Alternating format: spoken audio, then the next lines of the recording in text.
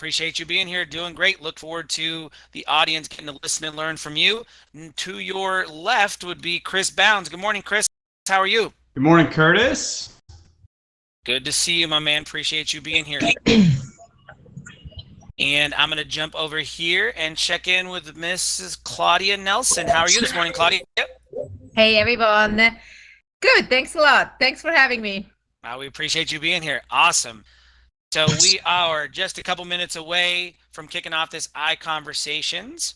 We have Eric Kelly scheduled to moderate today. Eric, if you're in the house, let's do a quick audio check-in or invite you up on stage here. While we're doing that here, just one thing. I know there was a question in the audience about the featured classes. We flashed that slide up pretty quickly, and you were trying to get a hold of the list of featured classes for next week. I'm going to share that with everybody here live in the chat box, and you can actually grab that featured class link and get out to all those classes next week. I hope it works. I'm sharing it as an image. Click on that, see if it does it for you. That should be next week's featured classes. And one more quick check-in round. Do we have Eric here in the house today? Eric will be your moderator. Good morning. Good morning. We've got him. Welcome, Eric. How are you? Excellent. Thank you, everybody. Good morning. We appreciate you hosting. I'll turn it over to you, everybody. Enjoy your ICONversations. Eric, take it away. Thanks. Excited to be together with everyone today. Thank you to our panelists for joining. I think we're going to have a really great conversation, and appreciate everyone making time to participate. So to our panelists, if we could just jump in, introduce yourself, where you're from, and just some brief background on how long you've been in real estate and at EXP, that would be great.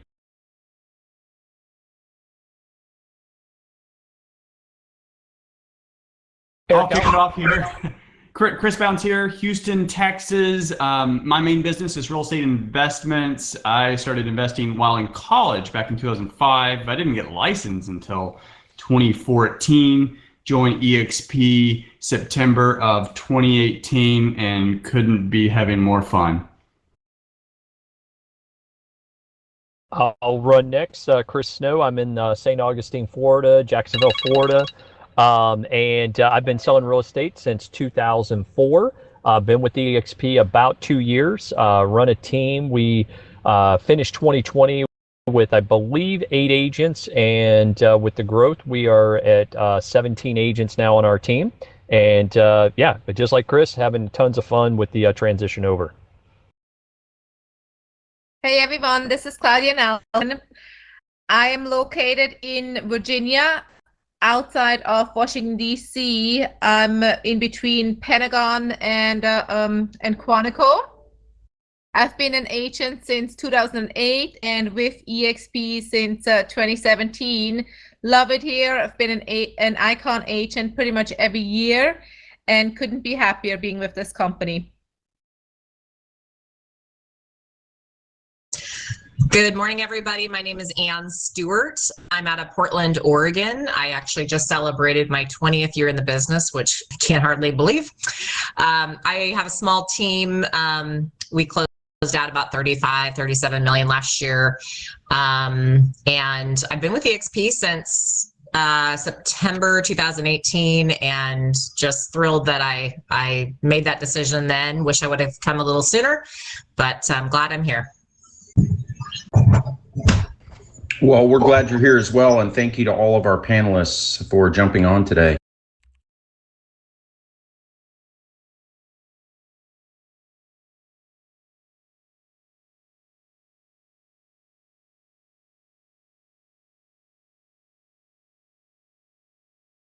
So let's jump right in. We've got a list of questions to share, and the first one, I think, given the dynamics that we're in the market right now, for each of our panelists, what are you doing differently in your business this year than what you did last year or maybe in previous years?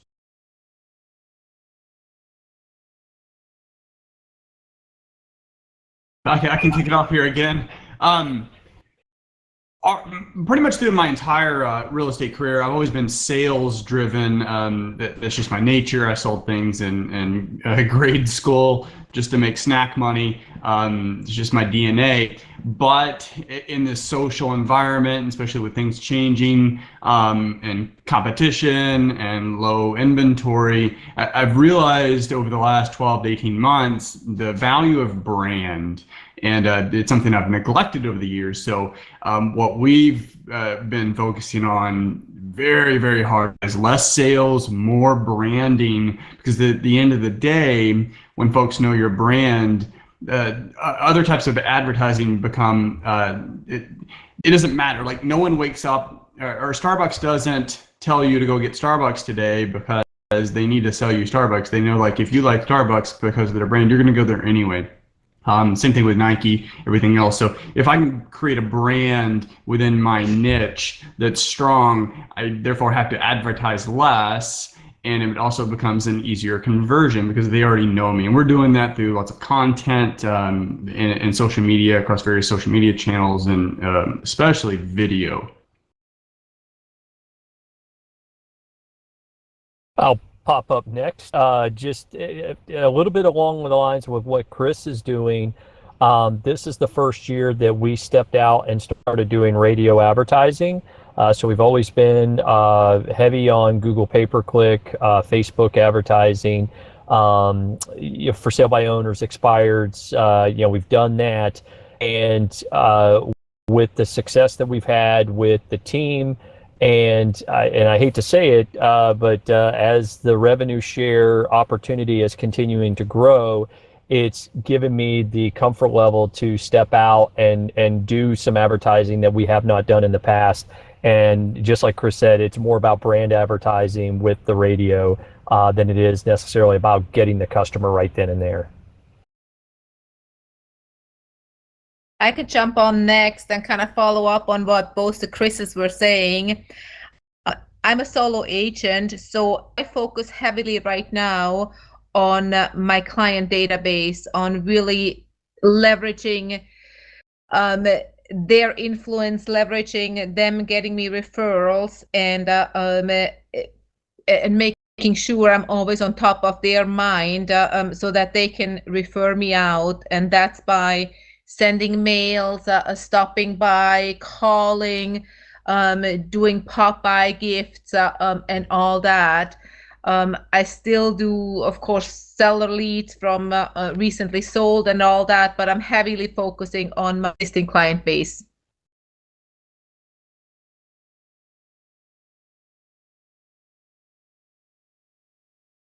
So, I have similar to a lot of them, our strategy actually over the last couple of years has started to hone in on kind of the digital marketing strategy. And we're pretty heavy on video emails out to our database, which has always produced a high level of return business from Sphere database, past clients, as well as nurturing non-Mets. We have a pretty large database of non-Met seller type prospects, which just recently has garnered a lot of listing opportunities. We've really pivoted our business. I've always been heavy listing focused. That's my sweet spot. That's my happy place. We always get a certain number of buyers per year. So we've kind of turned down the buyer marketing per se, because there's always just a natural, amount that comes in that every year. We've kind of cranked up the listing side. About a year ago, we started farming a neighborhood, so that's been highly productive. And also we're starting a digital farm in the same kind of area, the city, where we're starting to feed it, and that's starting to really produce. And we're just really into, I think everybody's kind of noticing, content is the king right now. Having the ability via video to really speak to people, that's something that, in my opinion, is like paramount, so we send out a lot of emails, video emails, mostly focusing on seller type problem solving questions, things like that, because we want to attract sellers. And we're pretty big on pretty much at this point, every week our database gets something, whether it's our newsletter or a video email. And that's been super critical. In fact, I have like 17 listings coming up, all because we're just really focusing on listing activities and trying to stay top of mind when people are thinking about listing. So our strategy is kind of working in that regard, and also just getting really hyper local. That's great feedback, everyone. I took away some really, really good things. And so one of the themes that I heard through everyone's response is the importance of branding and consistently branding and being present in front of your audience. And Chris are using video, radio, and the video email is really interesting. And Claudia, I love the sphere of influence and the referral and just the relationship nurturing part. That has always been a foundation of my personal business. And so what's interesting for anybody that's listening in is all these things are effective depending on where you're at in your business, what your strong suit is, what kind of lane you want to play in terms of marketing and branding, if you're consistent with it. Let's talk a little bit about, just briefly, the messaging that's going out, because I would think, Chris, even though you're doing investing, still sourcing deals is important, which is kind of parallel to, in a traditional real estate business, obtaining listings. So what's the messaging that you're sending out, or what are you communicating to clients to source listing opportunities in particular, since inventory seems to be a concern across most markets that we're talking to agents right now? Yeah, there's two different channels, and investments and retail, as far as the strategy, it's very similar. It's just I tailor the message a little differently. So most of my deals currently, and we've been hot and heavy, very high overhead on direct marketing before. We're not doing that these days. We're relying on referrals, both our sphere and social media, just building that brand, and the business just comes from it to us. So from a messaging, I'm trying to teach agents how to be investors. Now, most agents may not actually go through the process of doing flips and stuff that we do. That's fine, but they come across those deals all the time. And I would love to be that go-to person that could help their client out. And I've done that very successfully over the years. Same thing with other aspiring investors. It's a very trendy thing with HGTV, and there's shows like every other hour on flipping houses or wholesaling or whatever. So I can educate them on how to do it the right way, and just by nature, I become the go-to. And the same thing is for the retail side. I mean, if you're educating buyers how to look at roof quotes, or how to prepare your landscaping for that first home, that curbside appeal whenever you're selling your house, you become that go-to.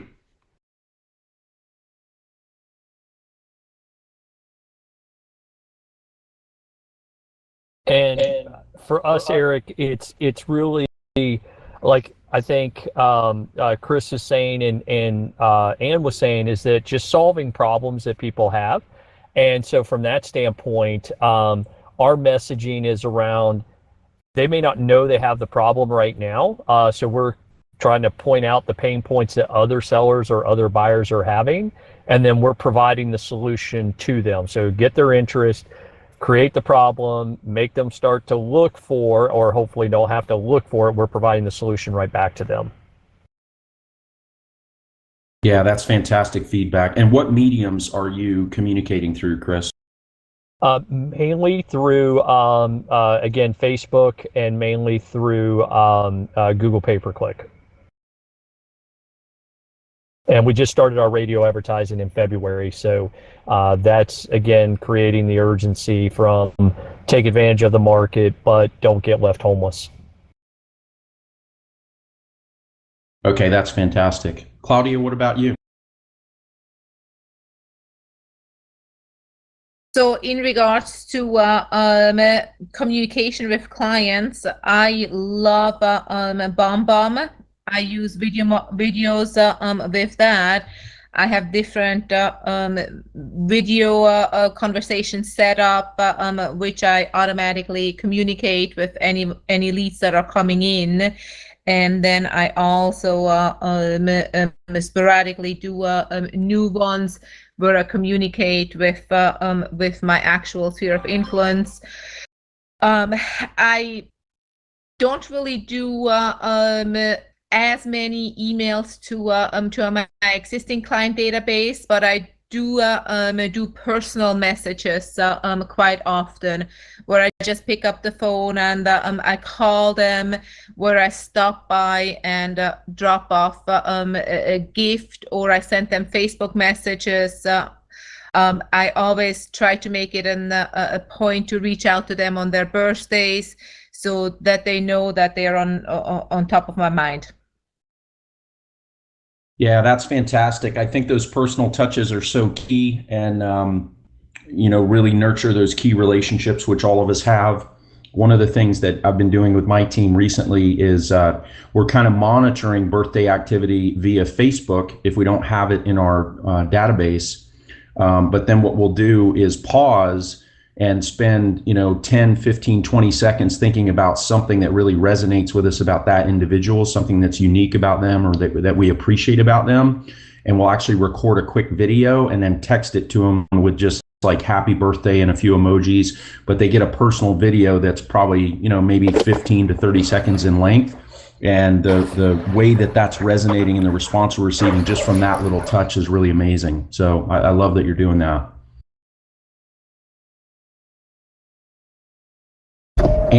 And could you talk a little specifically about, you mentioned in your video email that you're getting a lot of listing opportunities from non-met nurtures. Could you talk about the messaging and the sequencing of that process? Yeah. So I send out twice a month to both my database and a pretty large non-met seller database of just things that are like solution based for sellers. I don't do a lot of videos on buyer stuff, although occasionally I'll pepper it in. But what I'm trying to do is, so real estate market reports, if you ever do, hey, real estate market update, you're going to have your highest level of watches. So I get statistics sent to me on, who watched it and all that. And so you can kind of see the trends. And also I use Google Power Tool. We're doing the lunch on that. I use a lot of, I figure out what the keyword searches are for, like, what are people searching for when they're thinking about selling? What are the problems that they're trying to solve? What are the questions that they're trying to ask? So I try to keep, that element of, what are people thinking of? And of course, it's got me also this year thinking about what are the different problem sellers are having this year. Everybody can sell. So, a lot of us brokers, we tote, we got, 15 offers and this much over list, but that's not really telling the story or showing what that story was about for that seller. My sellers this year actually very different than last year. I've got several that are moving to assisted living, or they're transitioning to, another part of their chapter in their life. I have people that are trying to sell their rental properties. I have people that are trying to make a transition to another location around the country. And their challenges are different than maybe what I had last year, where we had a lot of buy sells and we could do that. And this year, that's of course having its own challenges. It still can be done, but we're speaking to that and how does that work? So I've gotten a lot of feedback from people on those videos this year, more than ever. It's actually interesting. I have the highest watch rate I've ever had because I think people are definitely curious. Of course, we're always saying, hey, let us help you understand what the market's doing for your circumstances. Let us do, a market update on your property. You might be surprised what your equity position is right now. It's one of those things where people are always curious about the market. So that's, always going to be the case. But now more than ever, they're like, gosh, it's what's going on out here. Everything's selling and there's no inventory. They're seeing it in the news. They're starting to hear it. They're starting to feel it. So those people right now that are sitting in their houses going, well, I want to make a move. I need to make a move. You want to speak to them right now, figure out in your area, like, what are those people? We have a lot of people moving out of state. We also have a lot of people moving in state, but we have a lot of people moving out of state for various reasons. So figure out in your area, like, what are the hot points? What are people doing when they sell? Who are those candidates right now that are looking to sell, and really speak to that? In our area, it's landlords. It's people moving out of state to downsize, to retire. It's transitional living. People do want to sell to go buy, but how does that look? So if you can focus on that piece of it and those people, then you can really start pulling out those people in your database. I mean, I probably send out to about 3,000 to 4,000 people a month. Only about 700 of those are actual database. The others are just kind of non-Mets, but I built an audience over time after doing so many email videos. People just reach out to me and they say, hey, I got your email. I want to talk to you about selling my house. I get that. In fact, last week I got 4 people who reached out to me who are all like, let's talk. I've been watching your emails, and I don't necessarily know these people. They've just been in my data bank, as you will, because I put everybody in my database, by the way. In fact, I had somebody who reached out who wants to, who I'm meeting with on Sunday, and I put her in my database. I barely knew her. I'm one of those people, if I think about, okay, put this person in my database, this person I talked to briefly, I met them, they inquired, whatever it is, always be mindful of putting people in your database because it truly pays off. I mean, I can tell you about 2 or 3 circumstances this year where I put somebody 2 or 3 years ago in my database, barely knew them, they barely knew me, but you build an audience when you have videos going out all the time and you're constantly providing value. And of course, I had some gal that was in my office a few weeks ago, and she brought my mailer, she's like, oh, you're so good about keeping in touch, and it's all because, I think it's kind of like the land, air, and sea attack. Video is the most important thing. Phone calls are definitely important. And then mailers, it's kind of like you almost have to do the trifecta to make sure that you're communicating at a high level, because branding is so important right now. And with the Zillows and the changes in our industry, more than ever, I feel a sense of urgency for agents to recognize that you have to become the authority to your people, to your audience, to your database, to your social connections. You have to put yourself out there. You have to be doing video. If you don't, you're always going to be trying to keep up with these big conglomerates that are trying to take over our industry. And it doesn't worry me because we're doing what we can right now to stay ahead of, them going to the Zillow. I want people to come to me when they have a question. And the only way I can do that is if I stay in front of them consistently. And that does mean email, and that does mean phone calls, and that does mean mailers. And it takes work, and it takes a process and a strategy, but you have to get a strategy going if you don't already, and you've got to continue with it, and you've got to be omnipresent.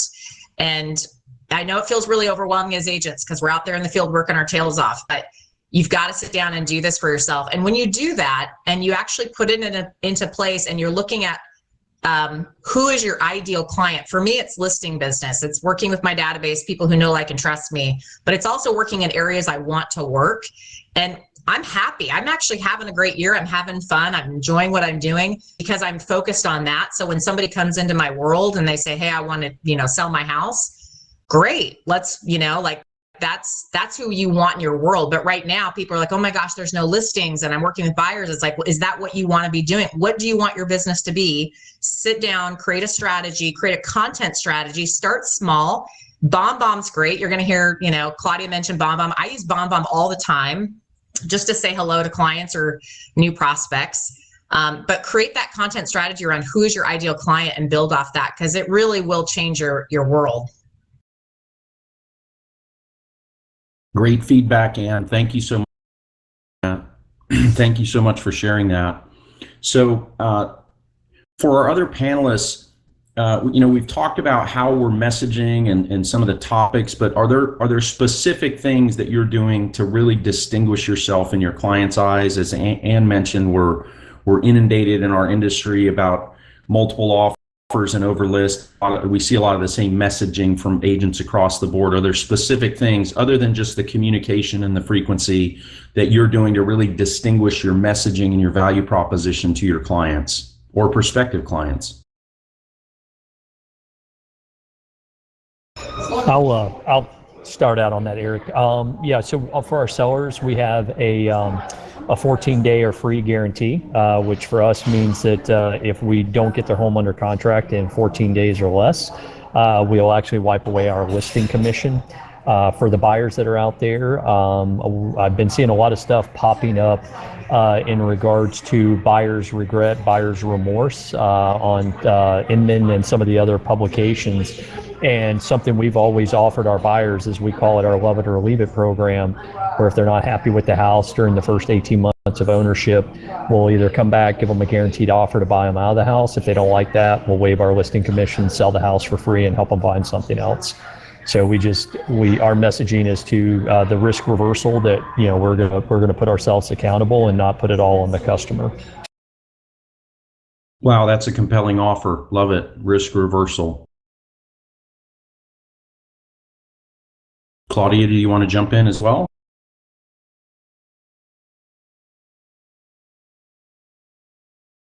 Sure. That's quite difficult to follow after this, honestly.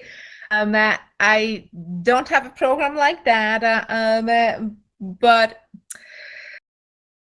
what I would say, I work with every client that I have, whether it's buyers or sellers, and I'll kind of work out a strategy that works for them.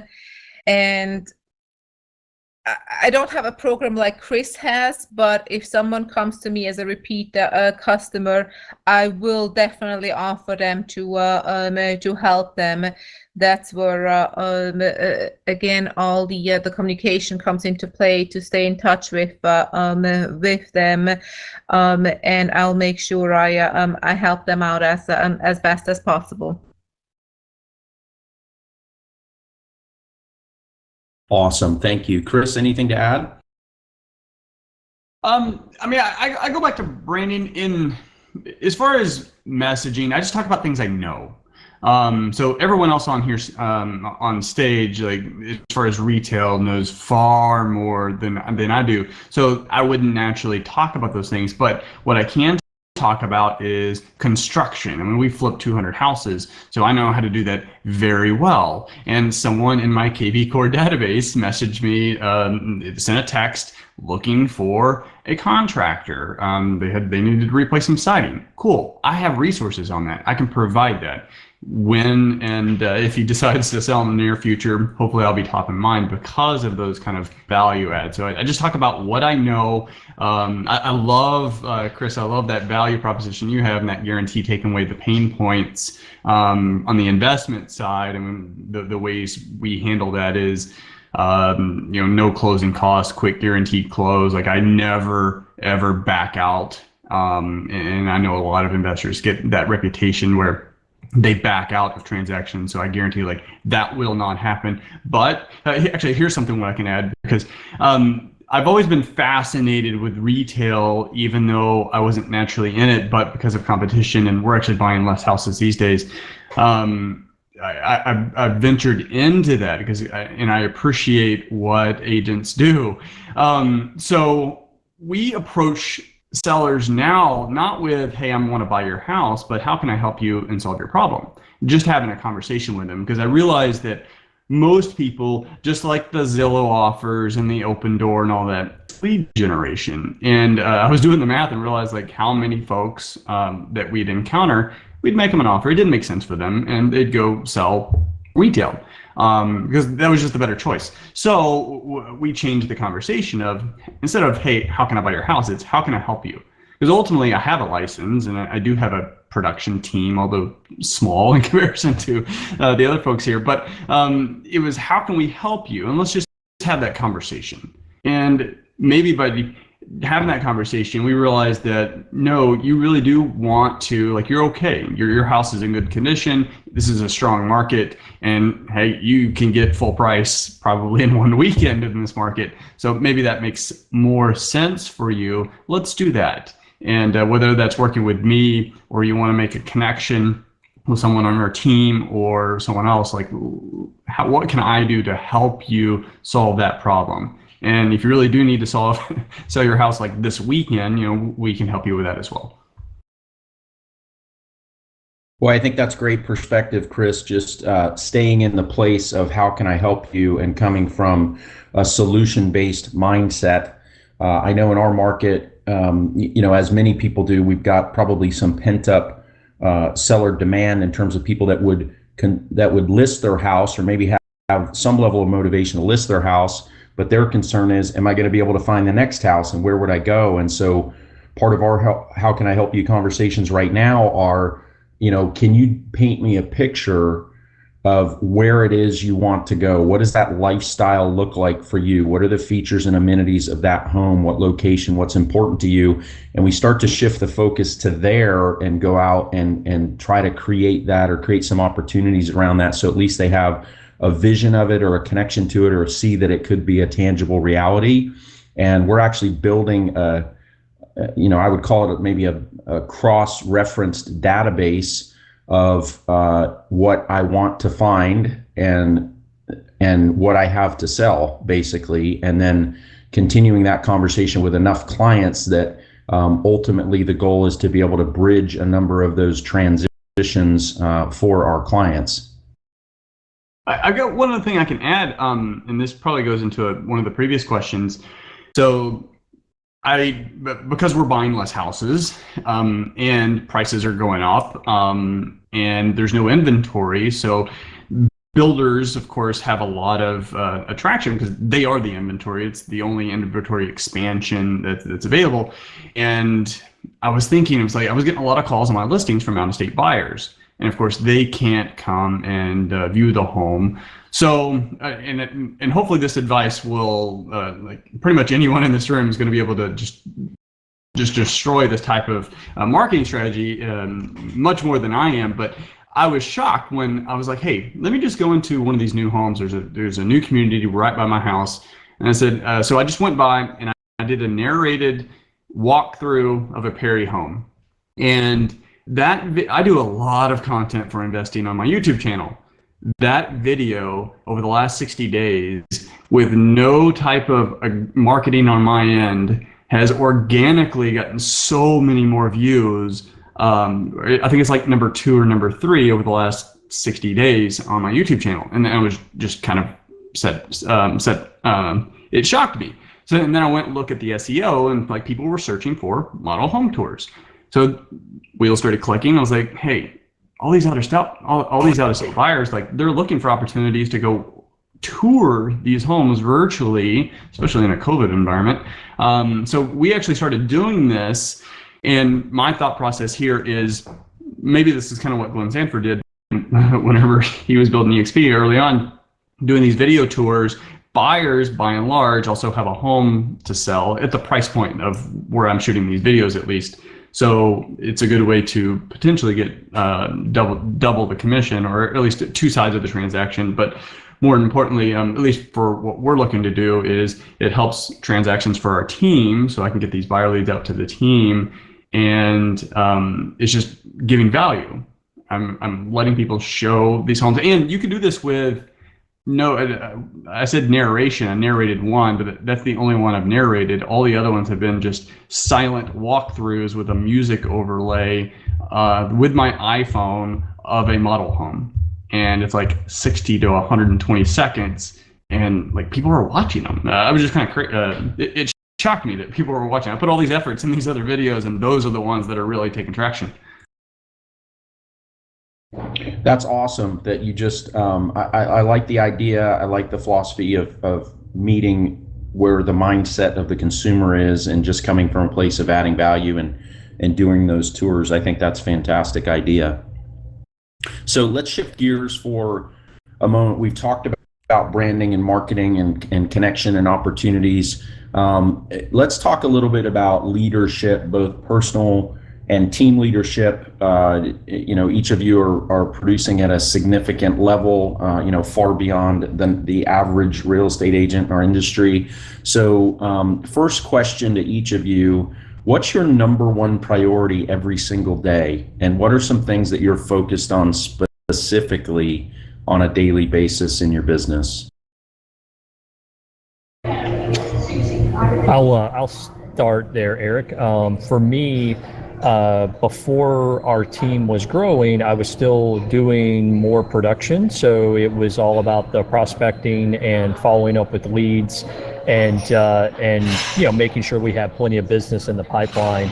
Now just more on the leadership role, being more team leader, is just providing opportunities for the agents to have warm leads, warm opportunities, coaching them best ways to convert those leads, and also being able to do that for other agents outside of our team that are in the EXP world, coaching and training with opportunities that are there, and having our team plug into some of those as well, because ultimately for us it's about growing the individuals on our team to a point where they can not necessarily need to be on a team, but can grow their own team organically, and teaching them the skills that they're going to need to do to build that up.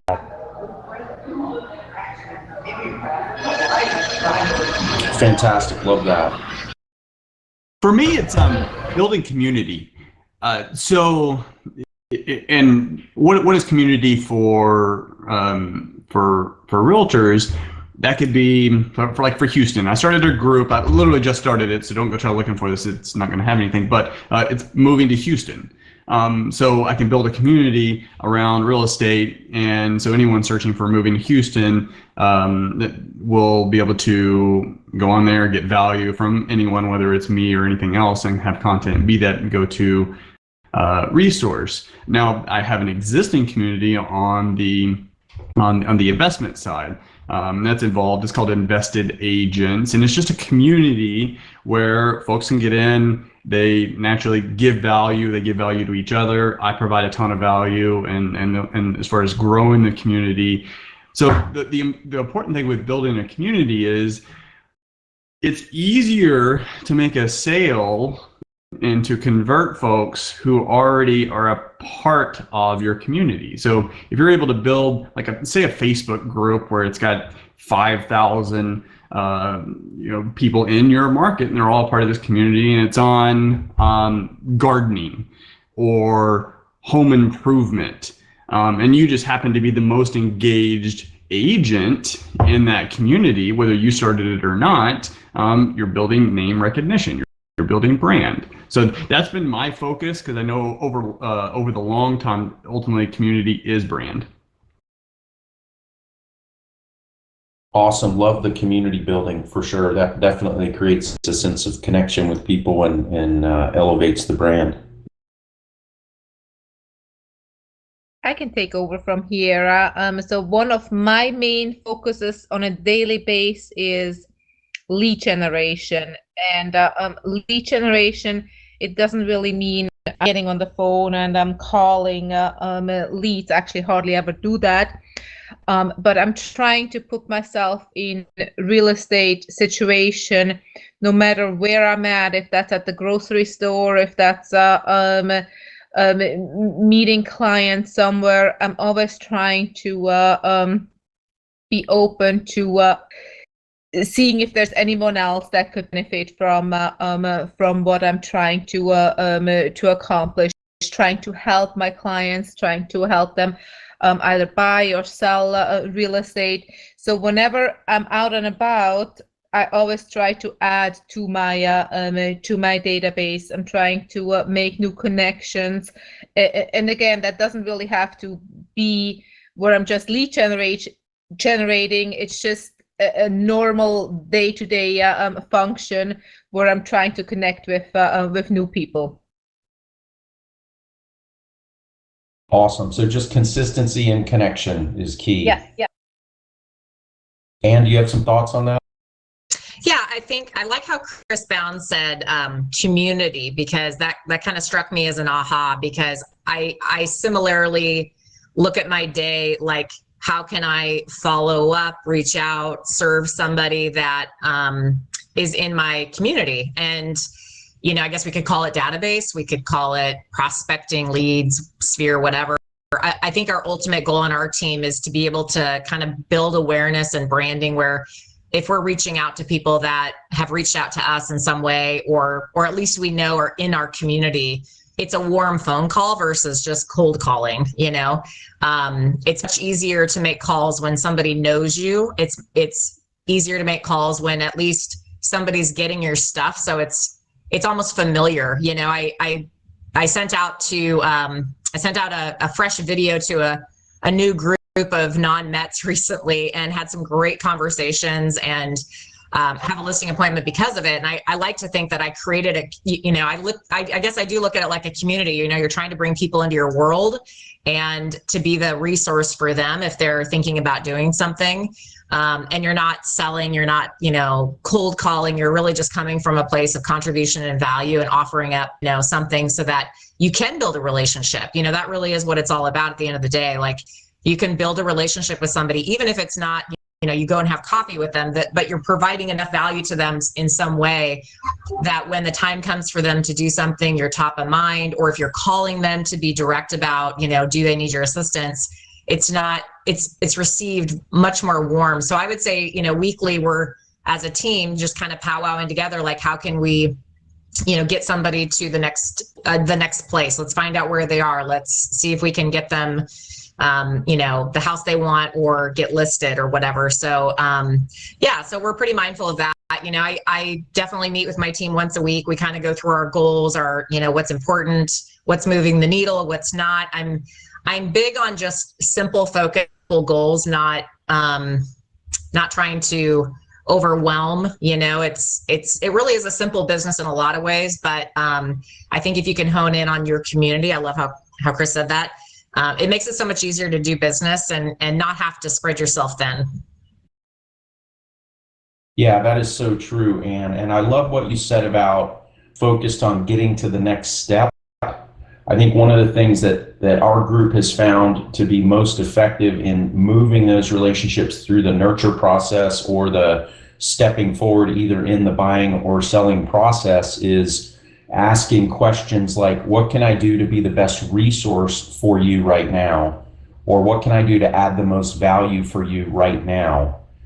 Because that moves people forward to, I guess we should schedule the stagers or the cleaners, or I guess I need to get my pre-qual done with my lender, or, whatever the case may be for them in the process. It really starts to narrow the focus to what's the natural next step.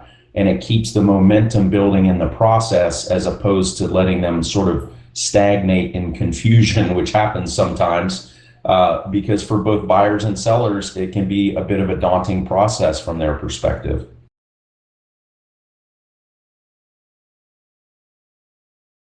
So each of you are, building businesses. You're performing at a higher level. So as your business grows, obviously our bandwidth becomes a little bit strained as individuals. So what are the things that you're delegating now, and how are you doing that?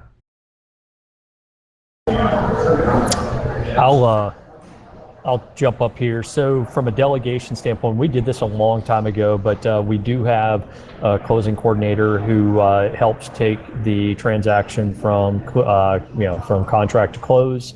I've got a listing coordinator who helps put together everything in MLS, reviews all the marketing, sets up all the photos and staging. From a team standpoint, we are growing individual leaders on the team who can help one another. One of the things that has probably been the most impactful recently for us, if you haven't looked at Slack is a great way to be able to communicate with your team in a private environment. And what I find is that all the questions that have been directed towards me through text or by phone, now that they're putting them out on Slack, I've got multiple people stepping up while I'm in appointments answering those questions. So it really, it's not necessarily that I'm delegating it to that, but I'm providing a pathway for people to get their answers done by someone other than me. And then all I do is I review to go back and make sure that the answer they provided is correct.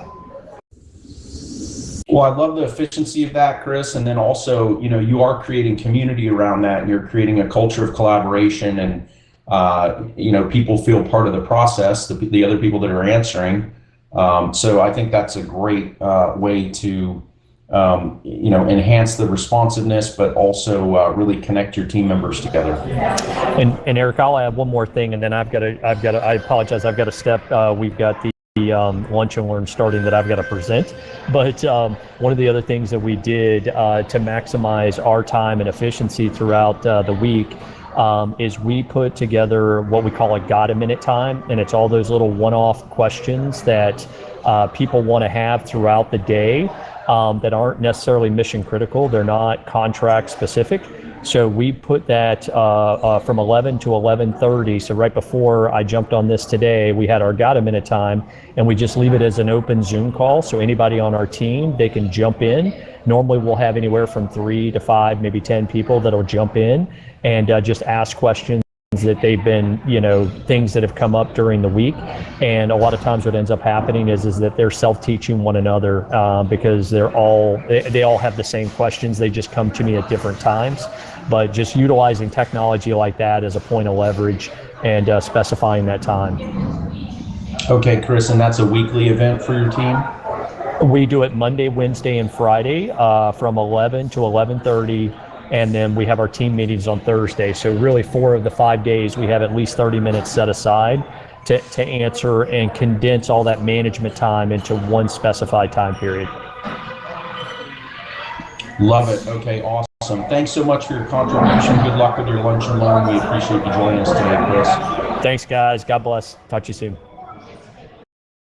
Yeah, I love the Got a Minute. We had a lot of in-house staff. We called them one-on-ones, but that was really helpful because Got a Minutes can just totally eat up your day, and it's not that they're not important. So providing a time and place for it is good for expectations. Because branding, and we do a lot of content, the delegation that we're doing, video. Although I do the videos. I delegate all the editing and the graphics. Like if you see any type of graphic work, unless it was just a snap on my phone, I didn't do it. I pass along those nice comments to my virtual assistant who takes care of all that. He makes me look really, really good. And transaction management or transaction coordinator. We've got another virtual assistant. She handles all that stuff to make sure everything's good and CDAs happen and we get paid at closing. And then we have rental properties, a rental portfolio. So my wife handles all the property management. She doesn't enjoy it all the time, but she handles all that. Just there's no way I'd be able to get to it. On the video, this actually could be really helpful for folks. I didn't create this concept. It's called document, don't create. It's a phrase coined by Gary Vaynerchuk. And basically what he talks about is a lot of people have the fear of creating content because they have to think about something.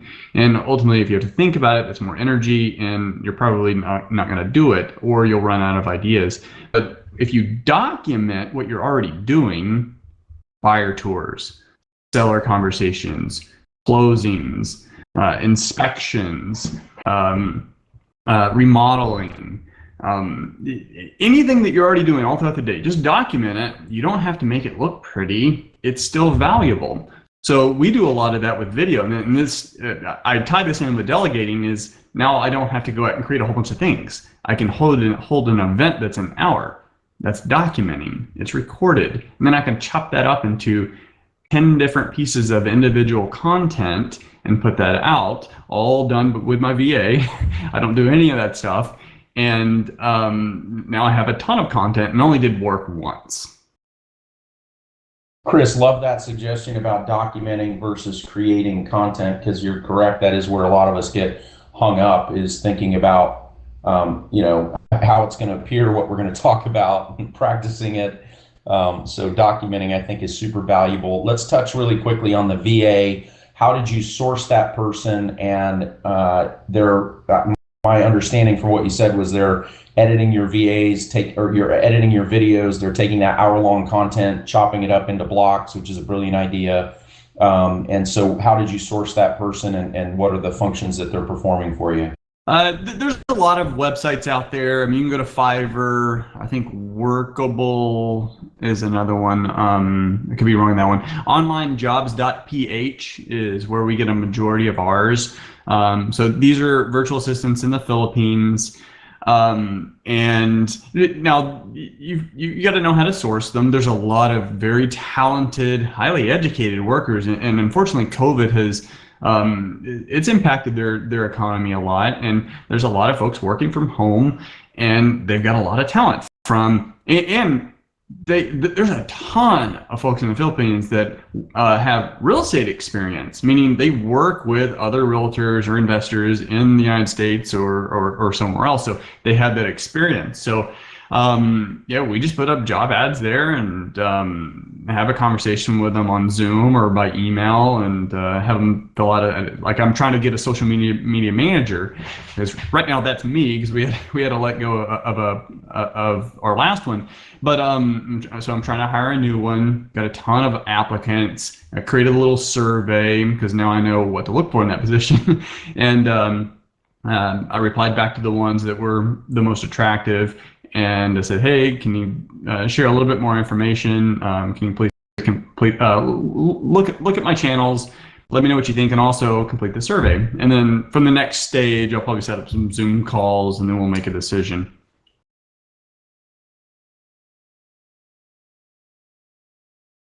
Okay, awesome. That's helpful feedback. Thank you. And what are the things that you're delegating, and how are you doing that? So I have 1.5 assistants. I have a part-time and I have a full-time. Couldn't do it without them. And I will say sometimes we do get bottlenecked, when we get super busy or have a lot of listings going live or whatnot. Some balls do get dropped to stay consistent. We're pretty consistent with our social media. My admin does most of that. I hire out all my video editing for the most part. We're deep into blogs, and we have a couple of websites that deliver a lot of business from blogging. So we're revamping some stuff, hired a company to do that, and we're eventually probably going to outsource that. But we're pretty systematized, but every time we kind of have something happen, we kind of go back to like, what system do we need to keep that from happening again? Or did we miss a checkbox or list or whatever? Things like, when you take a listing, your sellers always have the same questions. They have questions during the process after escrow. So we created a bunch of email templates, and they're brilliant because it happens like right before they get on the market. We ask them, my admin sends out an email, look at this long-winded email. It's going to answer most of your questions about showings, how we handle this. Once they get into escrow, we send another one. They're all templated. They're all kind of, some of them are where, we add in like, here's your closing date, here's your contingency timeframes, et cetera. And we actually get all the way to the day of closing. It's like, okay, this is when you have to be out of the house. This is how, don't forget to forward your Amazon packages. Don't forget to turn off utilities. Like all those things that used to just be like constant texts or calls from sellers that are, kind of eating up your day. And you get enough of them going with other things. And it was like, oh my gosh, like this is a question that everybody asks over and over again. So we've kind of steered off a lot of that initial, questions and answers from even the buyer side too, so that, they're feeling like they're like, here's what's happening next. Here's what you need to know. Here's the timelines. And that really has diverted a lot. We could always be doing better. We're always trying to figure it out, because if you're going to try to scale your business, the only way you can do it is by leveraging. And I think if I didn't have who I have in my world, I'd probably be looking into virtual assistants for some of this stuff. I highly recommend everybody hire a transaction coordinator from day one, just because you take it off your plate. You don't need to be focused on paperwork. But if you want to do a certain amount of business and have a certain balance in your life, you do have to leverage things out. You have to figure out what works for you. I've got some talented people in my world, thankfully. I've had an assistant for probably 15 years, so I can't imagine not having one. But definitely leverage in this business is important, just because otherwise, you can only do so much on your own before, you either start losing your marbles or can't go past a certain point and help your clients. So when it starts to affect your client service, that's when I think you really need to analyze it. Hey, if I can interject here too, Ann, I love the email templates. We were doing that on the investment side. Just, usually people selling their house like as is for cash. They're it's not a normal transaction. So we have to be extra, go extra with communication. But so we set that up too. But I thought of an idea when you were talking, is like all those email templates could also be video, and you can add that too. But the video then also becomes organic and marketable. So it also becomes like a lead generation tool on the open market, but in a coordinated manner. You can have those emails as video in addition to the text, and they can choose how they want to consume it. Yeah, absolutely. Claudia, are there specific things you're delegating in your business right now? Yes. So I have to be honest, I do have slightly of a problem with delegation, but I have 2 assistants, and I do delegate quite a lot when it comes to marketing, when it comes to certain admin tasks once a house is under contract. I do have the communications with buyers or sellers. I try to keep that on my own, so that way if something does not get done, then I don't really have anyone to blame but myself. But I do have email templates for that as well. I do have videos that I'm using, and I'm pretty much sending out information to everyone ahead of time and during the transaction. But I'm using my assistants very, very heavily for marketing, for blogging, for video editing, for all those kind of stuff where I really don't have time, and I can't take care of it. I'll just tell them this is what I need, and then they'll take care of it. Awesome. That sounds great. So let's talk a little bit about, if your business is faltering a little bit, if you're going through, maybe a little bit of a valley, what do you do to regain momentum in your business? So I can step up here. Like last year, our business was probably historically over the last, say, 7 years was our lowest. And it's not necessarily COVID related for us. We were just in a transition. Houston, just from the investment side, it's like a shark's, like a shark tank. There's so much. It's a huge red ocean. And we found ourselves having to compete in a multiple offer situation off market, where prices were just far beyond what would make sense for us. So we had to change things. We had to switch, and before we had to change things, we actually found ourselves buying bad deals. That's not fun. So we had to change things. But when you change things and your whole business is operating off a high margin, like your $50,000, $60,000, $70,000 flips, and you're not getting those, but your operating expenses are built off that, it's not fun. So we had to go through that change. EXP kind of came in that equation late in 2018 as we were migrating towards this new model that we're doing now, which is more of a buy it or list it model. Hey, let me just see how I can help you. We're not doing a lot of flips, but we are buying more rentals. So that was very challenging for us. How we handled that is, one, take a step back and just kind of canvas the situation. What's going on? And then from a financial standpoint, we had to look through, like, what do we not need anymore? What is necessary? And also, what is like the very bare minimum that we need to operate? And then from there, what can we add back for growth?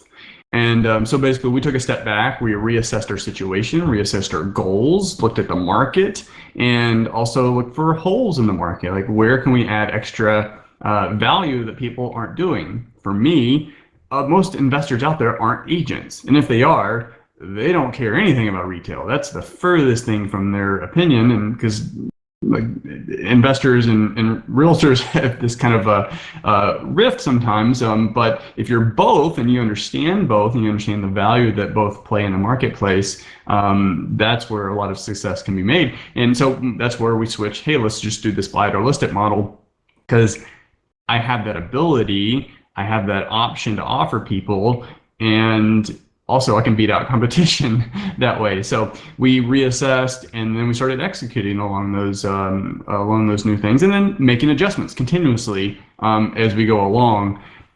Also, to just kind of sum this message up, if being in the trenches is good and it's important, you never want to be too removed, even as a leader.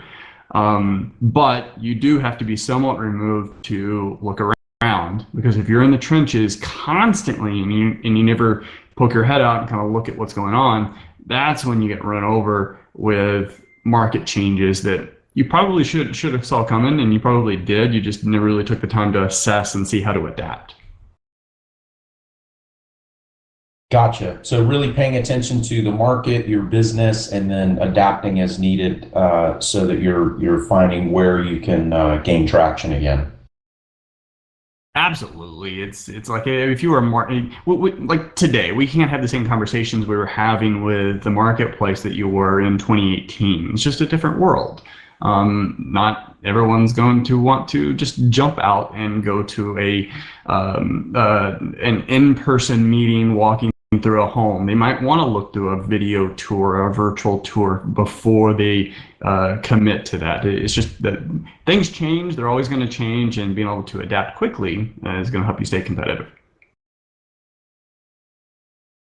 Gotcha. So Anne and Claudia, can you weigh in, and we'll kind of wrap up with this question today, just like building, gaining traction and building momentum in your business would be awesome.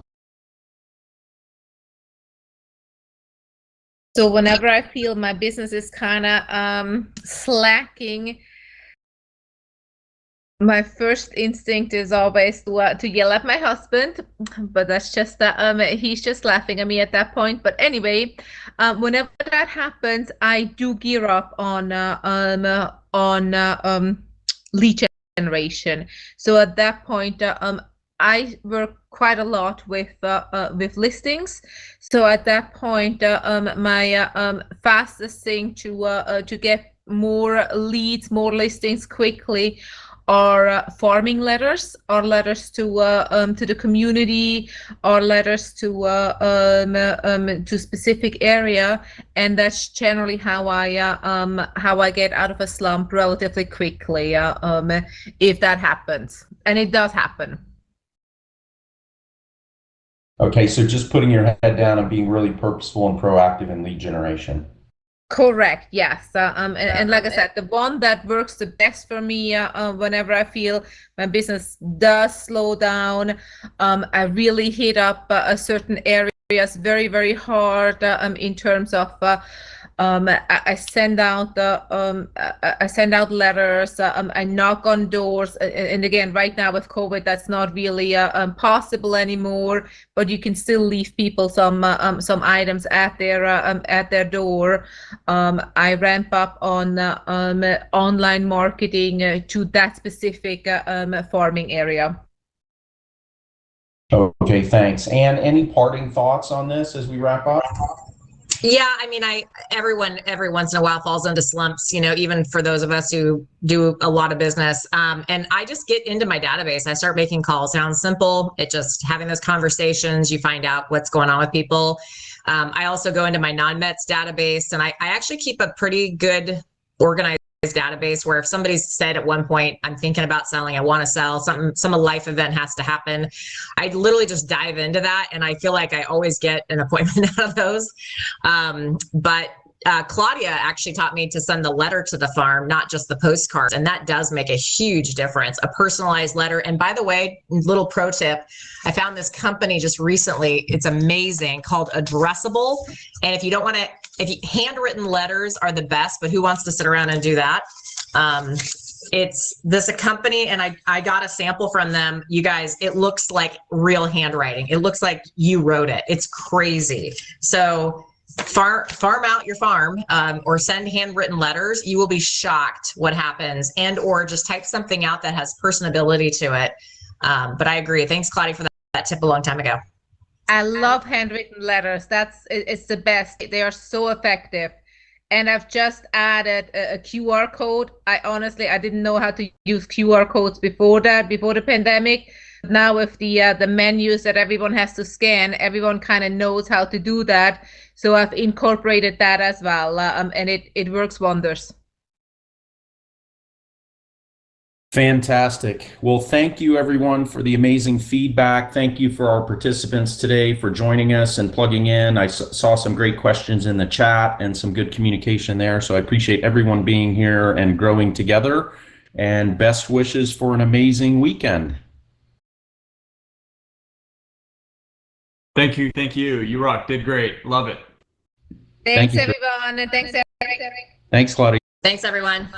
Thanks, Ann.